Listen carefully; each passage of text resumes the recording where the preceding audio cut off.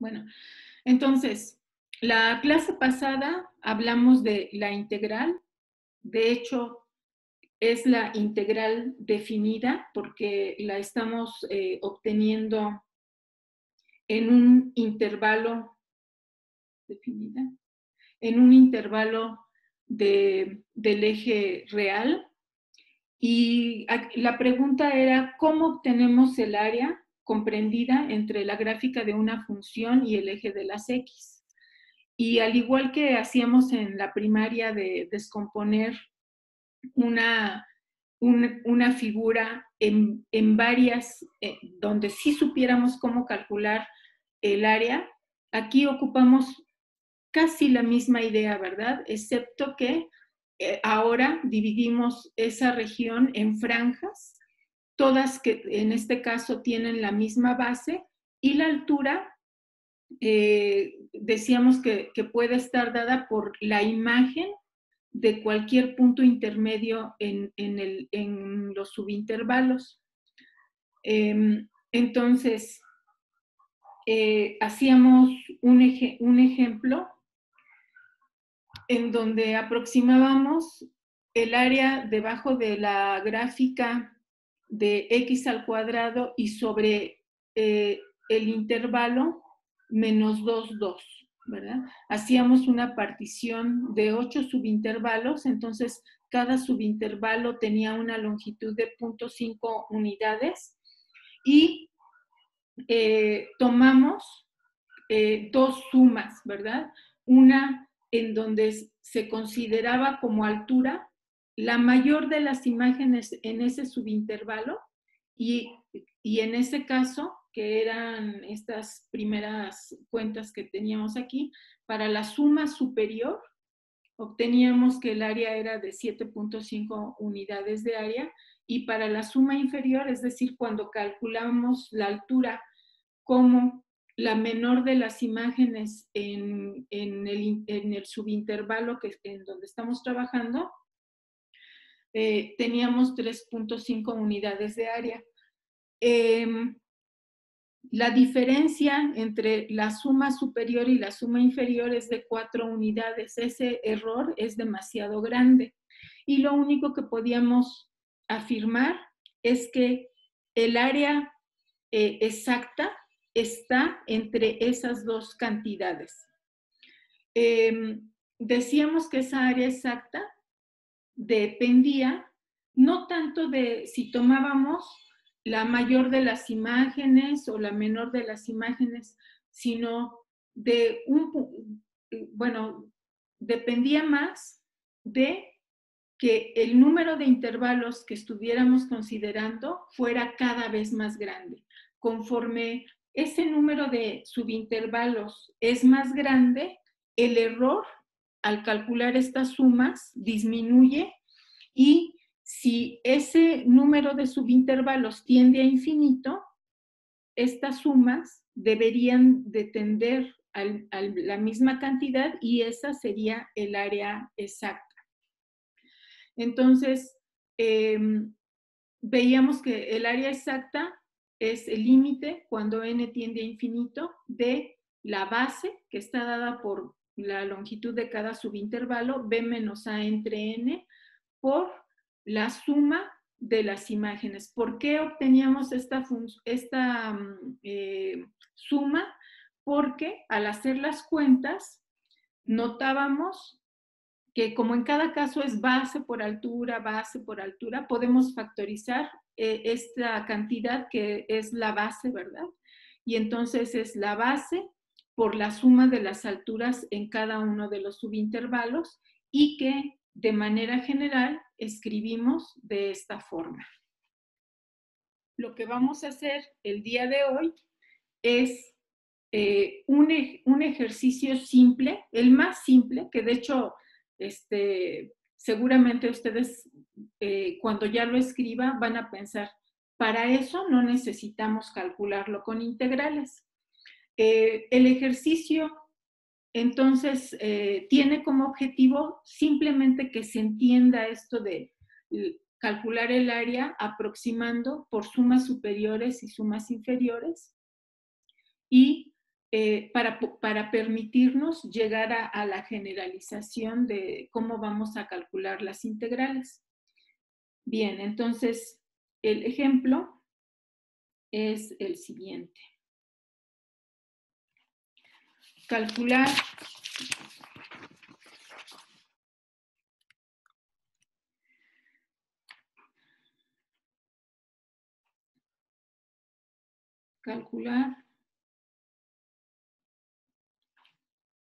la suma superior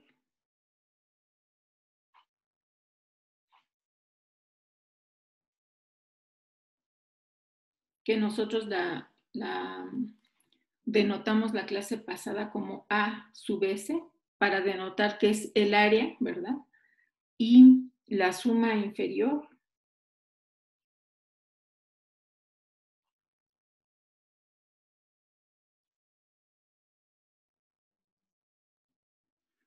que la denotamos la vez pasada como A sub I, lo voy a poner así con mayúscula, de la función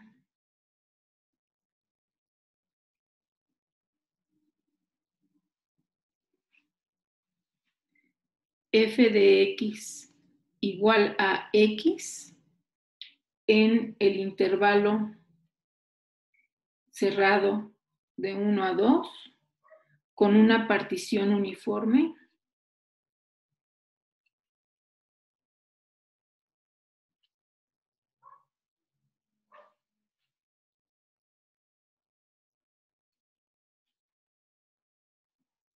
de tamaño n igual a 5.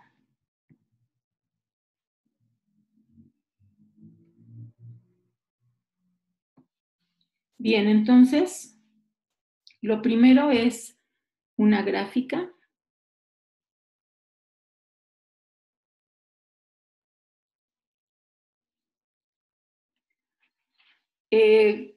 La función es la identidad. Voy a tomar cada cuadrito, cada unidad de tamaño 5 cuadritos. No va a alcanzar porque sería mucha la altura. Bueno, ni modo, cada unidad de tamaño 2 cuadritos.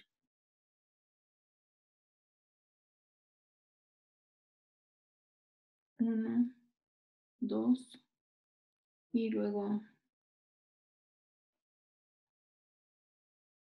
uno.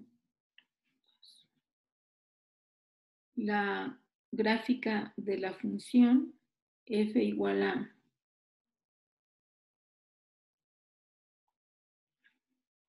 f de x igual a x es esta, ¿verdad? Y en este caso vamos a evaluar de 1 a 2 el área.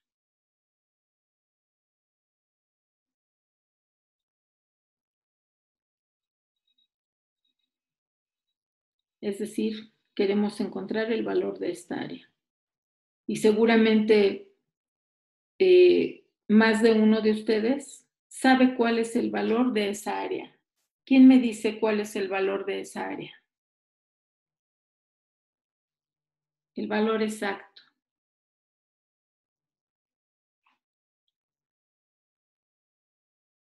Intuitivamente pueden hacerlo así, ¿verdad? Tomamos el área de este cuadrado y luego le sumamos el área del triángulo que está encima. Entonces, ¿cuál sería el área? El área de este cuadrado, ¿cuánto vale?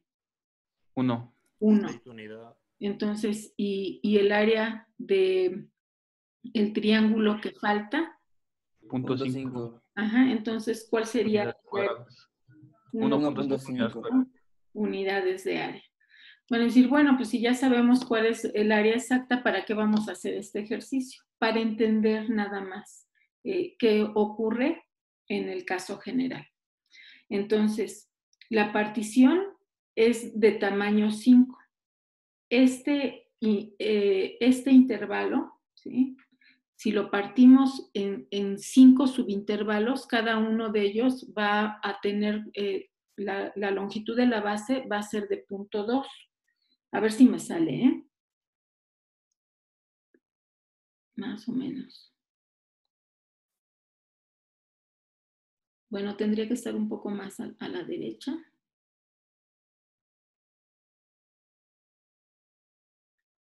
Ahí está aproximadamente. Entonces, vamos a calcular, vamos a aproximar el área con la suma superior, ¿sí? Es decir, las áreas de cada rectángulo van a estar definidas por la base, y la altura va a ser la mayor de las imágenes en cada uno de esos subintervalos. En este caso, la base es 2 menos 1 entre 5. ¿Sí? Y veíamos la clase pasada que como la base va a ser la misma para cada uno de los rectángulos, podemos factorizarla. ¿Sí queda claro esa parte o prefieren que lo escriba todo y luego lo factorizo? Ahí está bien, maestra. Factorizado. Así está bien.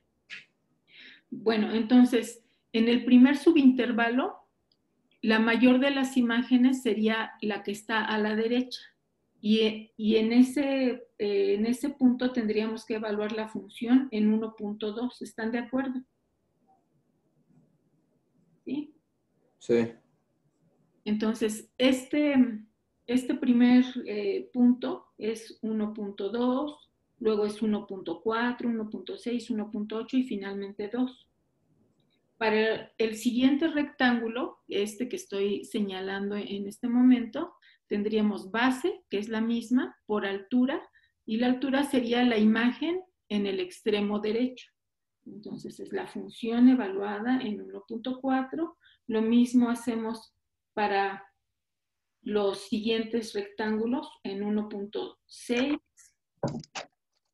la función evaluada en 1.8 y finalmente la función evaluada en 2.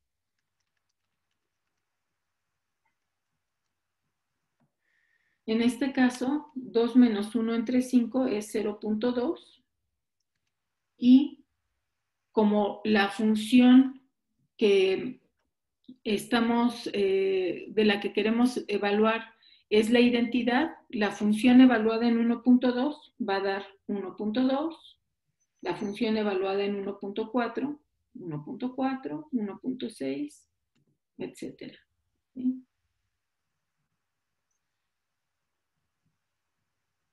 Uh-huh.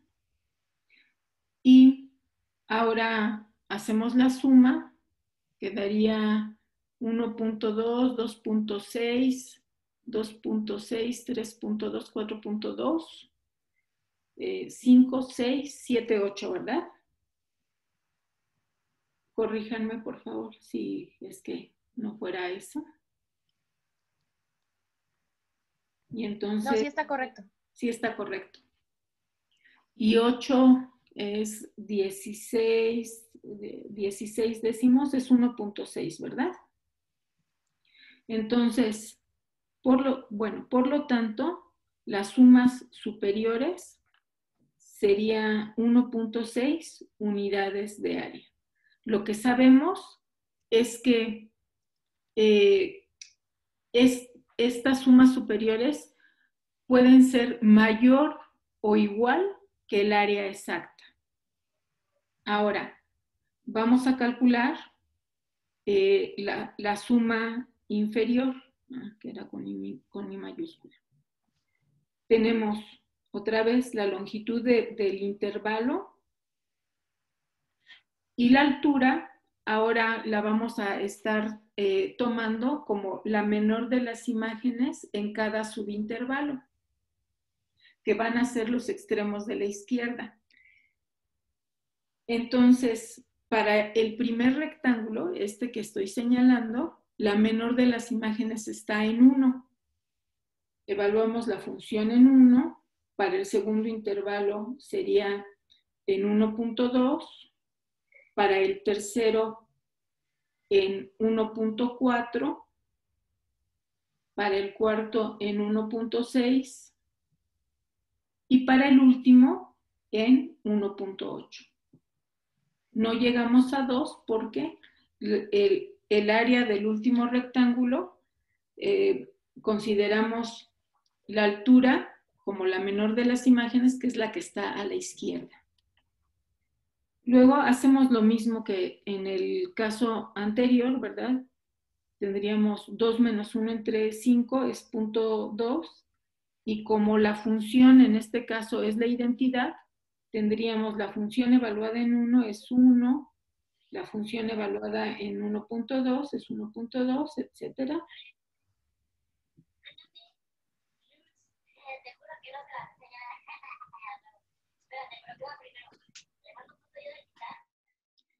Y hacemos la suma, que sería 0.2 por estas dos cantidades dan 3, estas otras dos cantidades dan 3, entonces 3 más 3, 6, más 1, 7, y esto es 1.4. Corrijan mis cuentas si es que me equivoqué, por favor. Está bien, maestra, ya lo hice. Correcto. Gracias. Entonces queda 1.4 unidades de área. Por lo tanto, el área debe de estar entre estas dos cantidades, es decir, 1.4 unidades de área es menor o igual que el área exacta menor o igual que la suma superior. Y nosotros, pues ya sabemos, en este caso nos adelantamos, ¿verdad? Y el área exacta es 1.5, que cumple con nuestra observación que acabamos de hacer. Lo que vamos a hacer es, les voy a escribir aquí otro ejemplo también simple, nada más es para que se entienda, ese es el objetivo. Este va a ser un ejercicio. Me faltó ejercicio. La función en este caso es x cúbica. Ya sabemos que x cúbica siempre es creciente, ¿verdad? Nada más que es una función que tiene esta forma, pero siempre es creciente. En el intervalo del 0 al 1 y con una partición de tamaño 10. Los voy a dividir en equipos para que trabajen durante 10 minutos y luego vamos a resolver este ejercicio todos. A nosotros nos faltó hacer el área inferior. Pero en el área... Terminamos. Nosotros terminamos ambas. En el área superior nos dio, o sea, no estamos seguros del resultado. A los tres nos dio diferente. ¿En serio? ¿Qué resultados obtuvieron? En área superior, según yo, es .3007. Ajá. 0.3025 es el resultado correcto. Pero bueno, está aproximado, creo. A mí sí me salió .3025. Exacto. Igual a mí. Bien. ¿Y la suma inferior qué les da? .2025. .2025. Bien. De hecho, las cuentas que debieron de haber obtenido son estas. Sí, justo. Sí, justo, ¿verdad? Entonces, en el caso, como la función es creciente, para la suma superior, la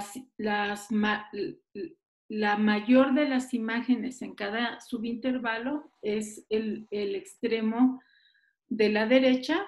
Evalúan la función en el extremo de la derecha y como la función es x cúbica, 0.1 al cubo, les da esta cantidad y lo mismo hacen con las demás cantidades. Después hacen la suma multiplican por, la suma les da 3.025, multiplican por la longitud del subintervalo y queda esto. La suma superior es 0.3025 y la suma inferior es 0.2025, ¿verdad? Entonces, el área exacta debe estar entre estas dos cantidades. De hecho, el área exacta va a medir 0.25, ¿sí? Pero en este momento, sin tener otra herramienta para hacer ese cálculo, ¿qué es lo único que podrían hacer ustedes para aproximar mejor el área? ¿Saca un promedio? Un promedio, bueno, sí, es un poco tramposo, pero sí podría ser un promedio. Yo más bien pensaba en refinar esta partición, ¿verdad? Si en vez de n igual a 10, no sé, tienen n igual a 100, podrían obtener un valor más cercano a esa área. Bien, entonces,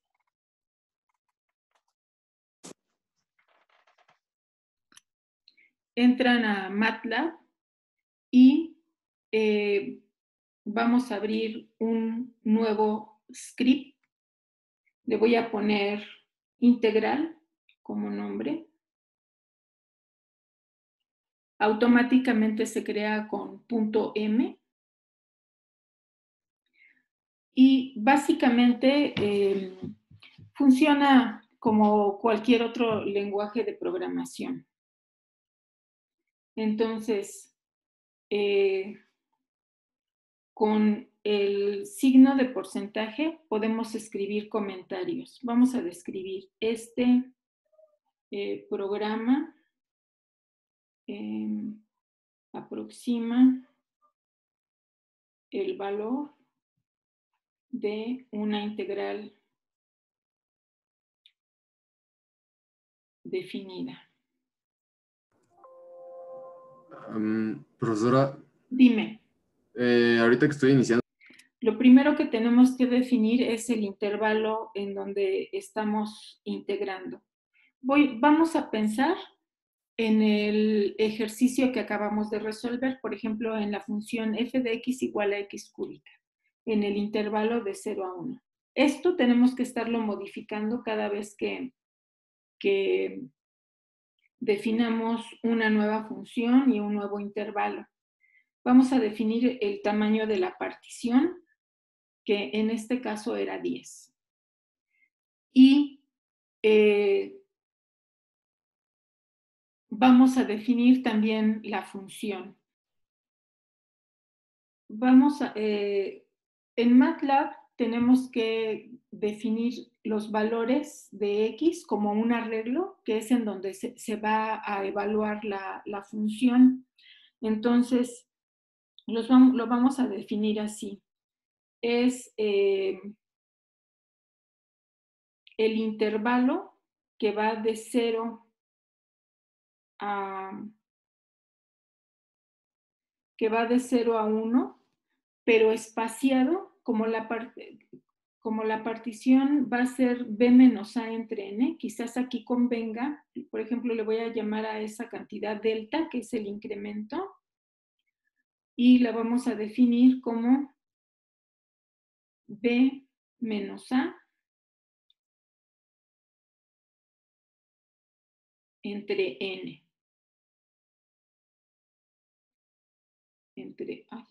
Entre n.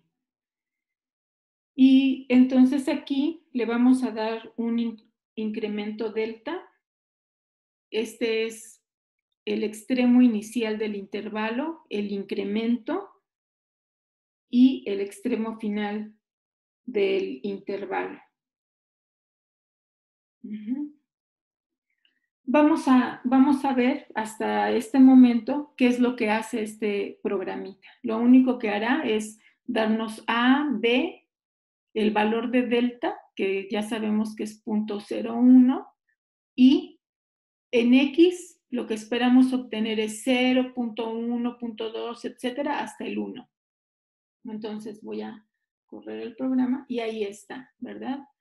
Es A, es 0, B1, N es 10, delta entonces es 0.1 y los valores del arreglo NX es 0, 0.1, 0.2, etcétera, hasta 1. Si no queremos que aparezcan cada una de las operaciones que se ejecutan, lo que hacemos es poner punto y coma en el programa, ¿no? Entonces, por ejemplo, no quiero que se despliegue la cantidad de subintervalos o el valor de AB o, por ejemplo, delta o cada uno de los elementos en X. Entonces, ahora vamos a definir F como el vector X al cubo en este caso. ¿Dónde está? Aquí, X al cubo. Ahora, en MATLAB tenemos que precisar esto. X es un vector, ¿verdad? Tiene, bueno, es un arreglo con 11 entradas. Como vector no tiene sentido que indiquemos que lo eleve al cubo, pero para precisar podemos indicar cada una de las entradas quiero que le eleves al cubo y eso se logra con un punto antes de la operación que se va a efectuar. Entonces, esto significa cada una de las entradas del arreglo X, elévalas al cubo.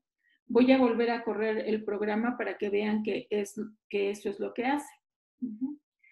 Como ya aquí en X y en delta está punto y coma, por eso es que ya no se despliegan al correrlo, ¿no?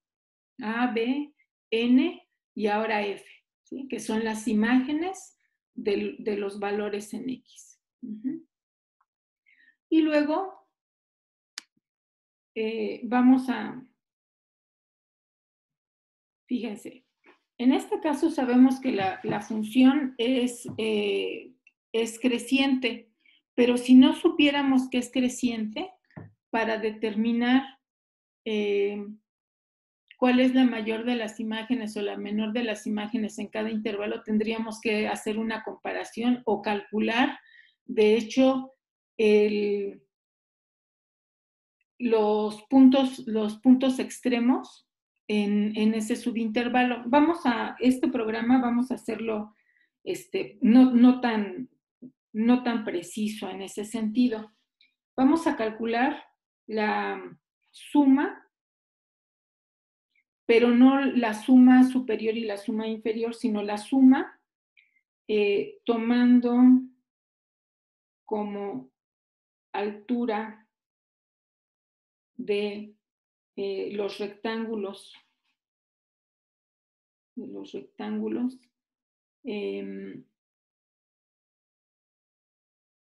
extremos izquierdos de cada subintervalo.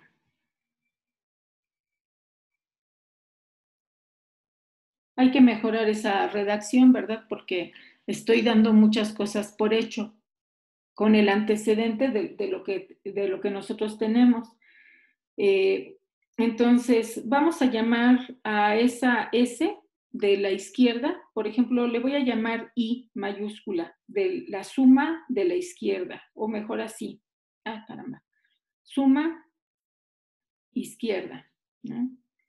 Y va a estar dada por delta, ¿sí?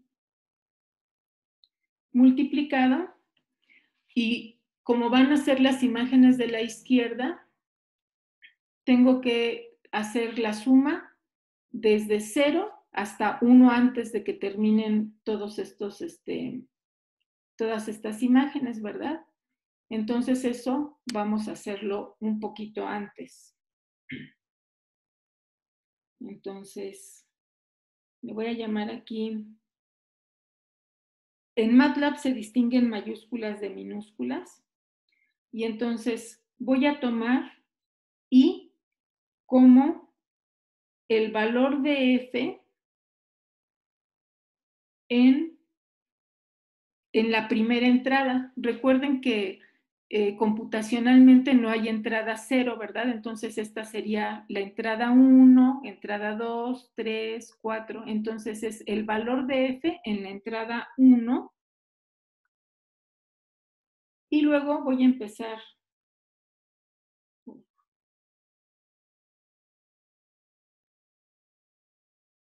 Y igual a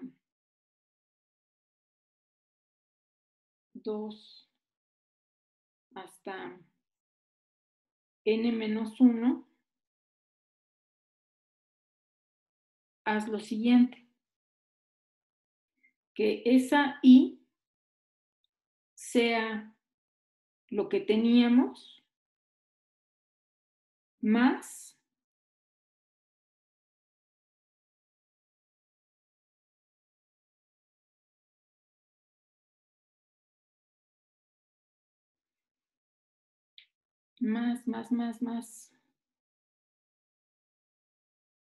está aquí, más F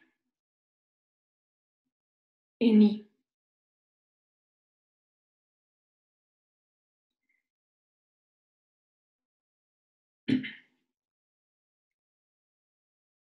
¿Ok? Y entonces, después de que tengamos todas esas sumas, ese I va a estar dada como delta por I. ¿Están de acuerdo? En que esto nos daría, en este caso coincidiría con nuestra suma inferior. Voy a correr el programa para que lo vean. Sí. Escribió, vamos. Le sobra un... Entonces, tendríamos que la suma inferior es .1296. No es correcto, ¿verdad? A ver, déjenme ver qué es lo que hice mal. Ahora, en este caso, esa es la suma inferior y vamos a llamar ahora con S mayúscula.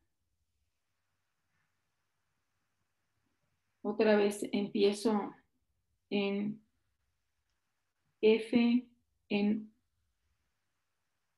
Ahora, sí, como voy a considerar las imágenes en el extremo derecho, voy a empezar con la segunda, con el segundo valor en el arreglo F.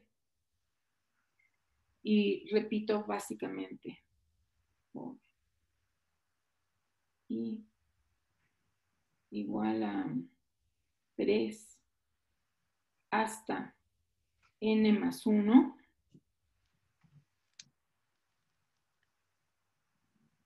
Que haga, ahora le estoy llamando a esto S, es igual a S más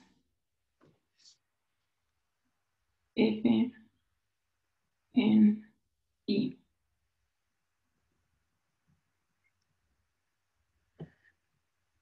Y le voy a llamar a esto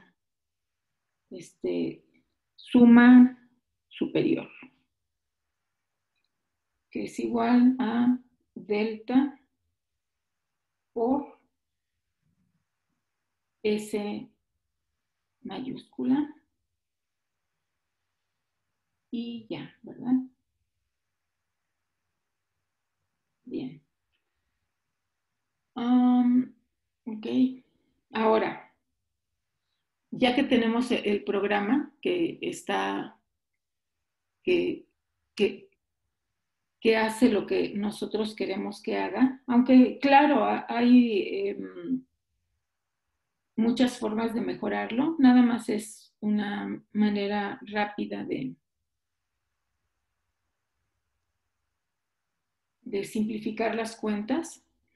Ahora voy a incrementar este tamaño de n. Bueno, voy a volver a correr nada más para que vean que ya hay menos elementos que se despliegan, ¿verdad? Es el extremo izquierdo del intervalo, el extremo derecho, el número de la partición, la suma inferior y la suma superior en este caso, porque la función es creciente. Bueno, entonces ahora voy a incrementar el tamaño de n a 100. Y vamos a volver a correr. Ya la diferencia entre la suma inferior y la suma superior es más pequeña, ¿verdad? ¿Qué pasa si el tamaño de la partición lo incrementamos, por ejemplo, a 1000? Ya es de 0.5, 10 milésimos, no, de punto de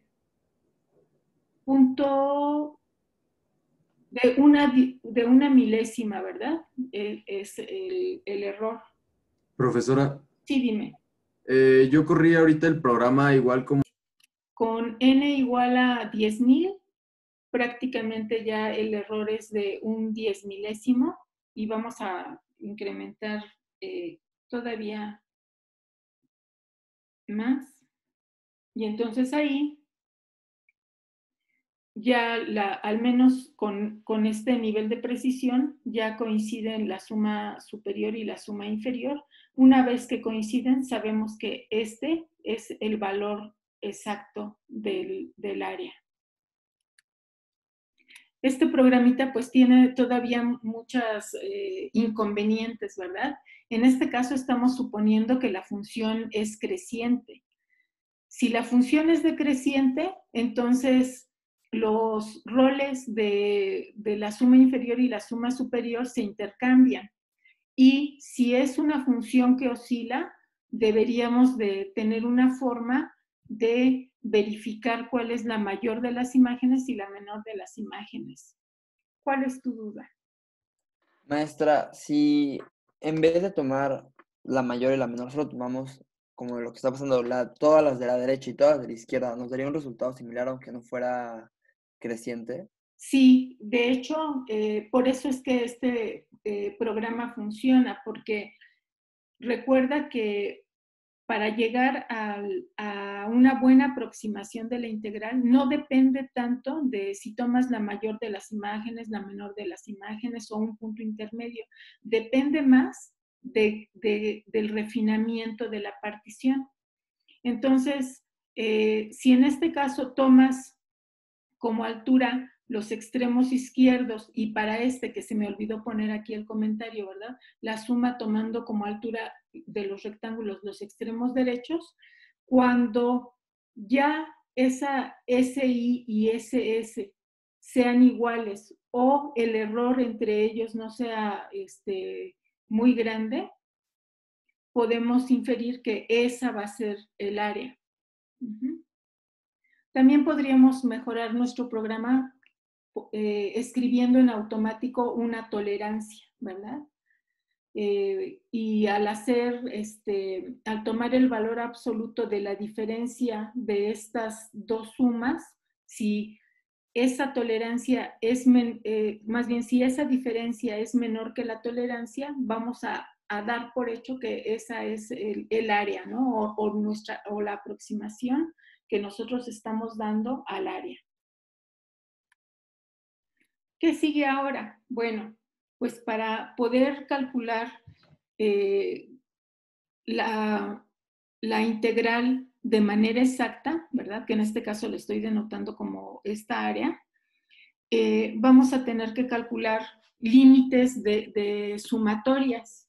Y entonces conviene conocer algunas de estas fórmulas. Entonces, sumatorias. Sumatorias o sumas, ¿verdad? Recuerden que, por ejemplo, si tenemos la suma de 1 más 2 más 3, etcétera, hasta un cierto número n, podemos abreviar esa suma como la suma desde que i es igual a 1 hasta n de i, ¿verdad? Cada vez que incrementamos este valor, vamos definiendo un nuevo término de la suma. Para i igual a 1, este es 1 más, para i igual a 2 es 2, 3, etc. Y si a esta última suma le llamamos S sub n, la suma finita, hasta el enésimo término, vamos a tener lo siguiente. Fíjense, por un lado, Sn es esta suma, pero tendríamos que Sn es 1 más 2 más 3, etcétera, más n. Por otro lado, también Sn, S sub n, es n más n menos 1, más, etcétera, más 2, más 1, ¿verdad? Lo único que estamos haciendo es escribir esta suma en otro orden. Si sumamos estas dos cantidades, lo que obtenemos es 2 veces S sub n y tendríamos n más 1. La suma de los dos segundos términos también es n más 1, las siguientes también, hasta llegar a la última también es n más 1. ¿Cuántas veces? N, ¿verdad? Porque tenemos n sumandos. Entonces, esa suma finita sería n por n más 1 y este 2 lo dividimos, ¿verdad? Y entonces ya tenemos una fórmula para la suma de los primeros n números naturales. En el curso de matemáticas superiores demostramos esta fórmula por inducción, ¿verdad? Pero nunca les mencioné cómo se obtenía, nada más les decía en ese momento, vamos a demostrar que la suma de los primeros n números naturales es n por n más 1 entre 2. Ahora acaban de ver la justificación. Profesora, ¿por qué en el de abajo, en Sn igual a n más n menos 1? ¿Por qué es n menos 1? Porque sería... Es el término más grande es n. El número anterior es n menos 1. El anterior a ese es n menos 2, n menos 3, etc. ¿Sí? Ok. Gracias. Probablemente también vamos a necesitar conocer la suma de los cuadrados de los primeros n números naturales. Vamos a tomar la suma desde que i es igual a 1 hasta n de i al cuadrado, que podríamos pensarlo así, ¿verdad? 1 al cuadrado más 2 al cuadrado más, etcétera, más n al cuadrado. Para justificar esta fórmula, vamos a proceder de una manera algo rebuscada. Fíjense, voy a considerar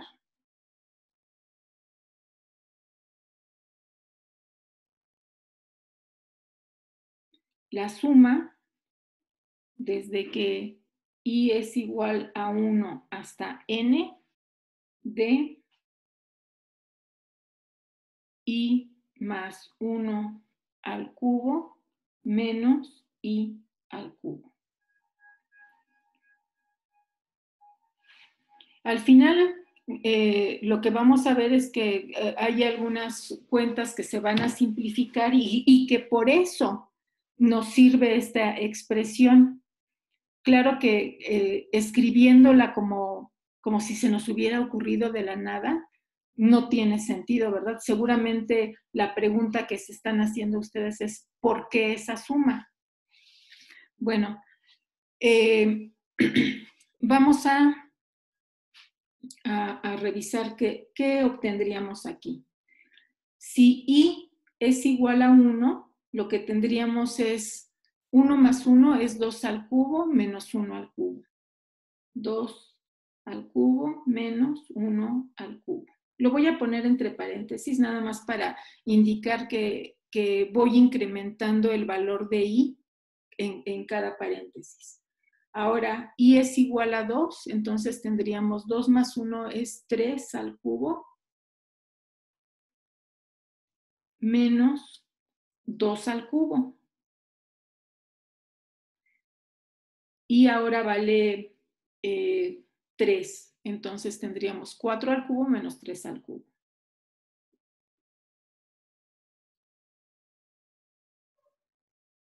Y así continúa. Hasta que llego a un término antes del último. Y vale n menos 1.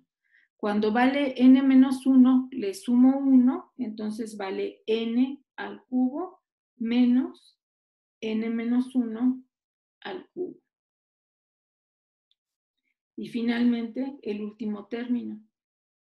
Tendríamos n más 1 al cubo menos n al cubo.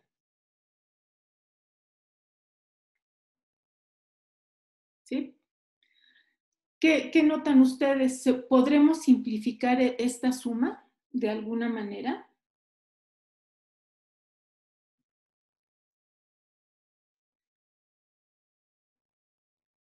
¿No? ¿Aún no lo ven? Noten lo siguiente. Este 2 al cubo se cancela con menos 2 al cubo. 3 al cubo con 3 al cubo. Cada uno de los términos, por ejemplo, aquí este 4 al cubo se cancelaría con el del término que sigue, ¿verdad?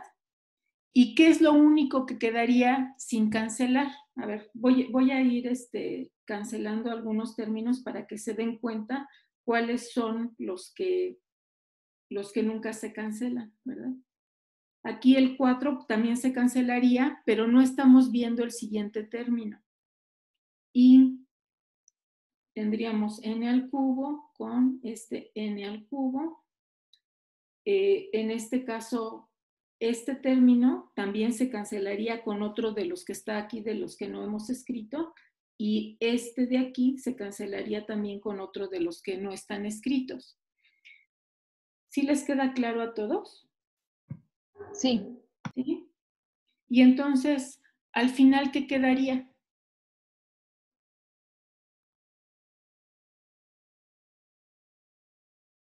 No todos al mismo tiempo porque no los entiendo. Pues o sea, yo n tengo una más 1 al observación. cubo menos 1 al cubo, ¿no? N menos 1 al cubo. ¿Falta algo o es todo? El 1 al cubo de hasta el principio, ¿no? Exacto, menos 1 al cubo.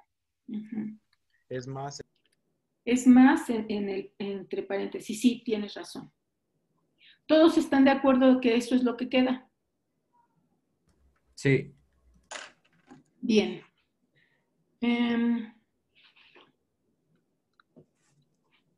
Esa última suma, entonces, también podemos escribirla de la siguiente manera, ¿verdad?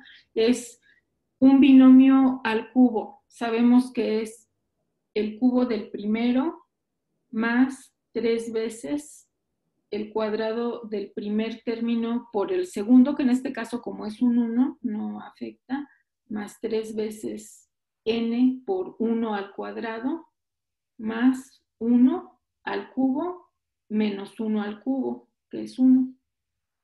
Y lo único que obtenemos entonces son los términos con n. Con N, ajá. Ujú. Lo voy a volver a escribir aquí.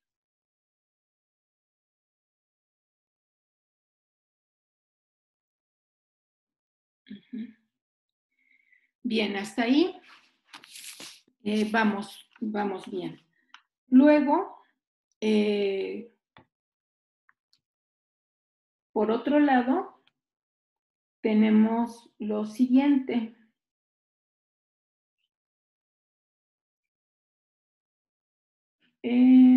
Ok, a ver, espérenme. Por otro lado,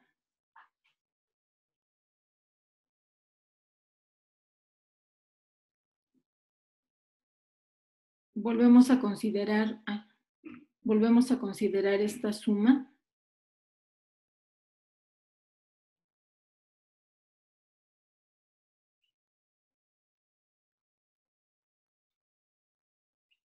Y vamos a simplificar antes de aplicar la suma. Entonces tenemos la suma desde que i es igual a 1 hasta n de. Tenemos aquí i más 1 al cubo. Queda i al cubo más 3i al cuadrado más 3i más 1 menos i al cubo. Se cancelan i al cubo y menos i al cubo y obtenemos la suma desde que i es igual a 1 hasta n de 3i al cuadrado más 3i más 1.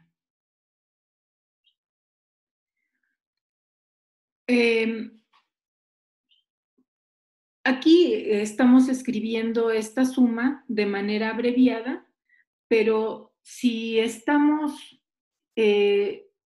sumando términos que todos tienen un factor común, ese factor común puede salir de la suma. El 3 podemos factorizarlo y queda la suma desde que i es igual a 1 hasta n de i al cuadrado. Más, también sacamos el 3 de la segunda suma, desde que i es igual a 1 hasta n de i. Y en el último caso, bueno, lo voy a escribir y ya después anotamos el resultado. Entonces, tenemos que creo que ya lo tenía seleccionado. Sí. Tenemos que esta suma es igual a 3 veces la suma desde que i es igual a 1 hasta n de i al cuadrado. Esta en realidad es la que queremos obtener, ¿verdad? Queremos obtener una fórmula para este término o esa suma que estoy sombreando. Luego más 3 veces y ya sabemos cuál es la suma de los primeros n números naturales. Es n por n más 1 sobre 2, ¿cierto? Es la primera que resolví, que es esta. Y luego tenemos la suma de n veces el 1. ¿Cuánto obtendríamos en esa última suma? Sumamos 1 más 1 más 1 más 1 n veces. Entonces el resultado sería...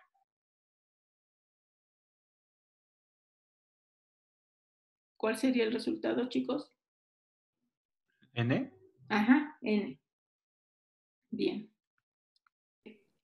A ver, no me di cuenta de la hora. Ya terminó la clase desde hace 3 minutos, entonces continuamos la siguiente clase a partir de estas cuentas.